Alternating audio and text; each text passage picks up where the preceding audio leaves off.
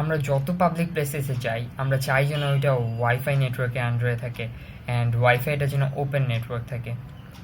But do we know the risks involved with an open wifi? আমরা basically কি করি, আমরা যখন একটা ওপেন ওয়াইফাই দেখি তখন আমরা কানেক্ট করে হচ্ছে লাইক ফেসবুক সব ঘাটা স্টার্ট করি। স্পেশালি যদি এটা কোনো রেস্টুরেন্টে হয় তাহলে আমরা খাবারের ছবি তুলে ইনস্টাগ্রাম, স্ন্যাপচ্যাট, ফেসবুক সব জায়গায় আপলোড করা স্টার্ট করি। বাট আমরা কি জানি যে এটা কত রিস্কি একটা জিনিস? এটা একটা হ্যাকার ওই রেস্টুরেন্টে বসে আমি যত ডেটা ট্রান্সমিট করতেছি সবগুলো রিড করতে পারবে।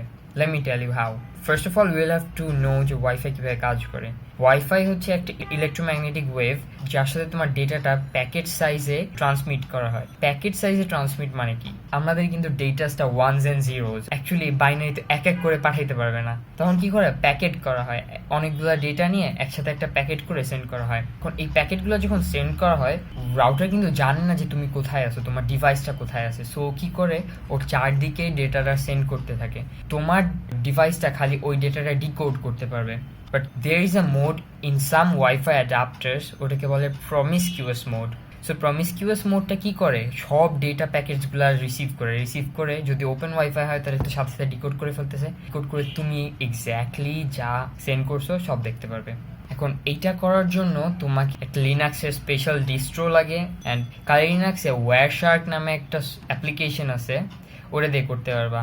ওয়েল, তুমি যদি টেক স্যাভি না হও তুমি এটা পারবা না, সেটার জন্য অনেক কোডিংস লাগে। আমি বেসিক্যালি একটা ভিডিও দেখে শিখছি। I am not gonna link that down below because তোমরা এটা খারাপ কাজ ইউজ। সো এটা থেকে বাঁচার উপায় কি? Always use SSL protocol. SSL মানে হচ্ছে সিকিউর সকেট লেয়ার। সো এটা কিভাবে তুমি বুঝবা? বেশিরভাগ অ্যাপস হচ্ছে এসএসএল ইউজ করে। যদি তুমি ফেসবুক, ইনস্টাগ্রাম ইউজ করো এগুলো এসএসএল ইউজ করে।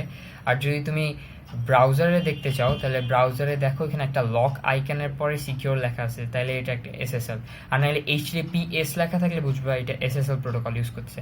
বাস যদি খালি HTTP লেখা থাকে তাহলে বুঝবা এটা নর্মাল প্রোটোকল ইউজ করতেছে। অ্যান্ড আরেকটা ওয়ে হচ্ছে তুমি ভিপিএন ইউজ করবা।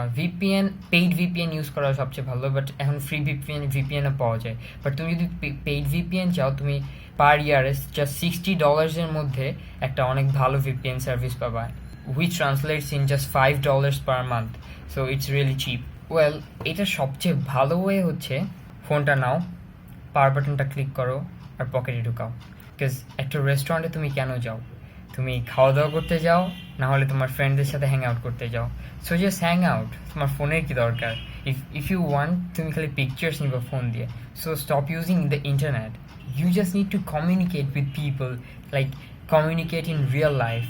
If virtual world থেকে একটু দূরে যদি থাকতে পারো দেন why not? Plus যদি এটা তোমার জন্য বেশি safer হয় then it's a plus point. So thank you for watching my video. This is Sakishna Shajib. Please hit the like button if you like the video and comment down below if you have anything to say, and subscribe. It helps me a lot. Bye.